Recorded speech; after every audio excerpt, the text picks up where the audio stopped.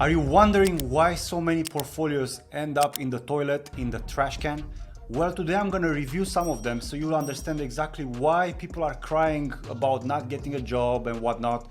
I'm gonna share with you like what's wrong in the current day, what front-end developers are doing wrong and how you can avoid it, right? Because it's very important to look at what's bad so we know how to avoid it. And in theory, if we avoid doing the bad things, then you'll end up doing the good things, right? So in this way you'll have like maximum chances for like getting that first developer job, because this is pretty important for you, right?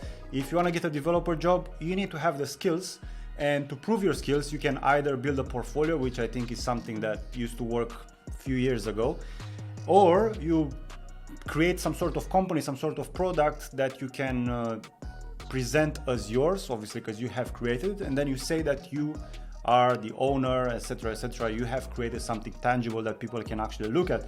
But in this video I'm not going to focus on that, but I'm just going to roast some portfolios and I'm going to show you why people are laughing at you, right? Because this is very important. People are honestly laughing at you, right? They see your portfolio, they see that you are, this front-end developer that is super excited to get a job, that is super excited, to create something, to put something out there in the world. They see that you are passionate and blah, blah, blah, but they don't care, right? People don't care that you are passionate about programming. They really don't, right? What people care about is results. And can you actually deliver those results? These are the questions that people have, right? So let's have a look at these portfolios. Let's see how these people are, executing their tasks. The first one here is from Jerry, and he's a front-end developer, and he's always focusing on optimizing problems and finding the best possible solution, right? This sentence here is very, very important, right? Because that's your unique selling point, like how people perceive you when they first look at your stuff, right? And now Jerry threw this big statement out there. And my next rational question, which I hope you'll have as well, is how do you do that? Or what kind of problems have you solved, right? I hope that's logical, right? And let's see some of the things that he did, because that's very important. Let's see what kind of problems he solved. Okay, some HTML and CSS, images that are not optimized. Okay, it's a picture. Image is still not loading. Right, I mean, it's a nice website, right? But you want to be a developer, or do you want to make websites? Because this is something that someone from Fiverr would do, right? So I hope you want to make 6 figures or more, and you want to have like real tangible skills that you can use to build some wealth for yourself. And this is not it. Let's look at another project. Pretty cute. It's not much, man. Like, your goal is to become a web developer, right? You want to make 6 figures, you want to be a valuable person, you want to have an exciting job, you want to be able to work remotely, you want to be able to travel, you want to be able to freelance, maybe you want to start your own business, right? As a web developer. So your question should be, before you get into any like building projects and stuff, your main question should be like, what is a web developer actually doing, right? And not the first answer that comes on Google, right? But it should be like some sort of research that you are actively doing. You should be able to use your brain, right? It's very important to sit down and think and research and to make up your own mind on what a web developer does. So I'm gonna tell you, a web developer creates applications, not toys with HTML and CSS. I was doing this stuff as well when I had no idea about JavaScript and stuff like that, but if you've been coding for some time, this is not acceptable. This is like, he has like a lot of potential. I can see that he has that spark, I'm not gonna deny that. He has a good eye for design to a certain extent, you can see that he's not trained, but he's been working for a year, doing this stuff. And he's still working at Starbucks, according to his LinkedIn. And this is the result of putting energy into the wrong things, right? Because anyone can do the work every day, and this is okay. As a beginner, just start doing something. That's fine. But there is a point where the beginner advice is not good for you anymore.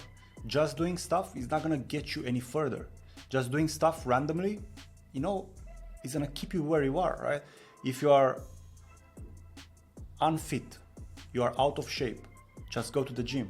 But if you wanna look like Zac Efron in Baywatch, then you need a program, right, that you can follow. You need to create special nutritional plan for yourself that you have to follow. You need to drink the right amount of water and so on and so forth. You need to take the right amount of steroids and so on and so forth, right? You cannot just get into that shape by accident, right? And I think people get into this paradox of progress. You know, they just do things for the sake of progress, but then they forget the end goal. Because let's say, I heard this quote from someone. He said, like, if you ran out of eggs, right? Every morning you're making yourself eggs, and then one day you run out of eggs. What do? You go to the shop, you go into the car, you start driving the car, and then your goal is to go and get the eggs, come back home, and then start cooking them, right? But what most people do is they put on the seatbelt, they drive for 100 meters or half a mile or whatever, however the conversion is, and then they stop and they start driving in circles, right? That's what most people do. And I'm trying to like wake you up to this stuff, because you can avoid so much of this pain that these guys are enduring. You know, it's like a lot of mental pain, you know, all this rejection, not knowing, uncertainty, all this like desperation. You can avoid it, you know, if you have like a proper roadmap and structure, and you have like a target that you can actually hit.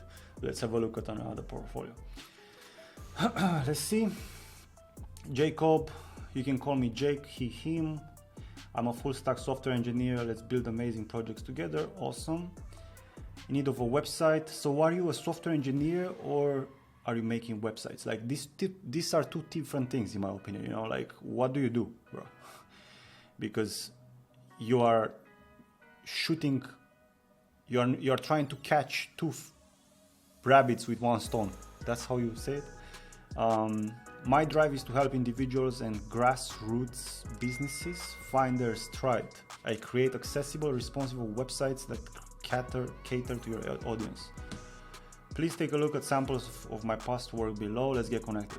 So this is one USP, one unique selling point. I'm making websites for you. And then on the left, there is another unique selling point, right? So which one are you, right? Most people need to understand, like, you cannot make websites and call yourself a software developer, software engineer. There are two different things. Like even I don't want to say my grandpa, but even my mom can shoot up a WordPress template and she can say she's a web designer, right? Because this is like a web designer USP and this is a web developer USP, right? Live site, let's have a look. Just in time. I actually like this, to be honest. Features, pricing, contact, login. This doesn't work. Sign in with Google. I'm not gonna sign in, bro. I'm not gonna sign in. Don't do this mistake. Why do you think I don't wanna sign in? This is some random website on Vercel, and some random dude that didn't win my trust wants me to give him my Google account, my credentials. That's one thing. Second thing is, why are you wasting people's time? Like, you have no experience, you've never worked in software development, and then you are just putting roadblocks in front of you. Like, instead of making the recruiter's life easy and show what you are capable of, you're just making it harder for me to even look at your stuff, bro. That's what you're doing. Let's see how it looks on mobile. Yeah, that's pretty decent. You're not even gaining my trust and you are already making it hard for me, right? I can see he put a lot of effort, right? I'm not gonna deny that. But he forgot to put the right question here, to put some real text. Like he kind of tried to do my approach, the one that I was mentioning, like with creating a real product, but he forgot the most important things, right? Nobody is gonna read this stuff. Right? Just get me there. Show me something real. Show me something that works. Don't ask me to sign up just now. I hope I covered everything. Let's have a look at another project. IMDb film archive, view code. I don't want to see code. I want to see a project, bro. Let's have a look. Maybe it's posted here. It's not. Do you think a recruiter is gonna look at your GitHub? The recruiter is gonna say, oh, okay, so Jacob just pushed this code to GitHub. Let me clone it. Let me clone the code. Let me install the node modules. Let me read the README to see how to start the app. Maybe I need to set up some .env, and then I can see what he can do. People are putting so many barriers in front of their success. It's incredible. Sometimes you just need to use your logic. Sometimes you just need to use your logic and common sense, and most people don't have that. Success, it's a matter of doing the right things that make sense for a long length of time, right? You just stack up wins and you do logical things that will get you to the end goal. But here I see no logic. Like, you need to understand who is gonna look at your website, right? The person who is gonna look at your website is someone that is not technical, right? A recruiter that doesn't know the difference between Java and JavaScript. A recruiter that's gonna ask you if you know React, and they ask you after if you know JavaScript. That's your target audience. You need to understand that these recruiters are dumb as f. You are just making it hard for yourself. Another one here from Karim.